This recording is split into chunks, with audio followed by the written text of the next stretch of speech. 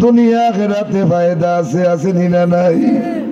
নবী যদি পরিচয় আপনার করেন না, আপনি যদি নবীর পরিচয় তো ইয়া যাইতে পারো না, দুনিয়াতে বিপদগ্রস্ত, কবরের মাঝে বিপদ, হাসরের মাঠে বিপদ, ঠিক না ঠিক নাই?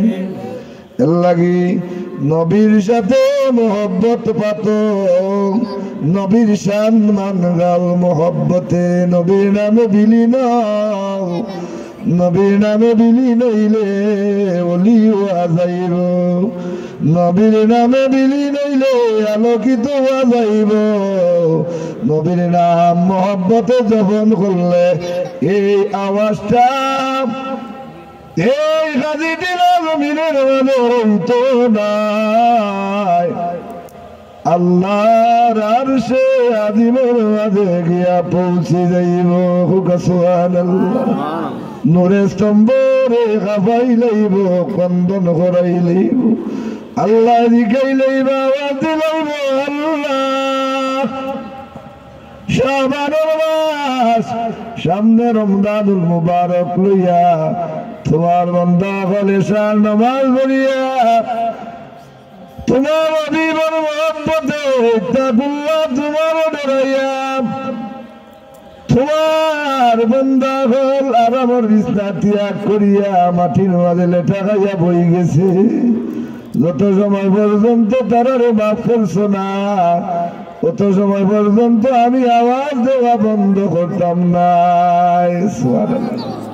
তাহলে আপনার পক্ষে আল্লাহর আরশে আজিম নূরে স্তম্ভ ফিলান বলে আপনার পক্ষে সারা কোল খায় না, ঠিক না ঠিক নাই?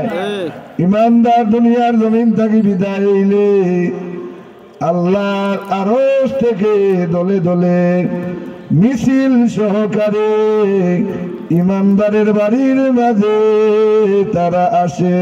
সুবহানাল্লাহ।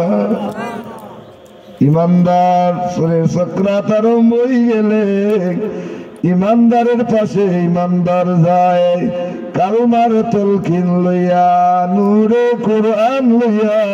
সুবহানাল্লাহ। ইমানদার নামাজে জানাজার মাঝে যায়, ইমানদার মিলিত হইয়া ইমানদারের লাগি মৌলার কাছে ফরিয়াদ করে, ঠিক না ঠিক নাই? ইমানদার যখন কবর লামায় আল্লাহর নাম রাসূলুল্লাহর নাম মুবারক লইয়া কয় বিসমিল্লাহি ওয়া আলা মিল্লাতি রাসূলিল্লাহ। সুবহানাল্লাহ। ইমানদারে মাটি দিয়া হয় বাস বিজয়া, মিন্না খালাকনাকুম ওয়া ফিহা নুঈদুকুম ওয়া মিন্হা নুখরিজুকুম তারাতান উখরা। এ কবর নুরানি হয়ে যায়, আলোকিত হয়ে যায়। যে কালামুল্লাহ শরীফ, যে কবরস্থানের সামনে বইয়া পাঠ করা হয়, সব রেসানি পৌঁছাইয়া দেওয়া হয়, হাদিয়া পৌঁছাইয়া দেওয়া হয়, এ কবর তিলাওয়াতের নূরে আলোকিত হয়ে যায়। সুবহানাল্লাহ।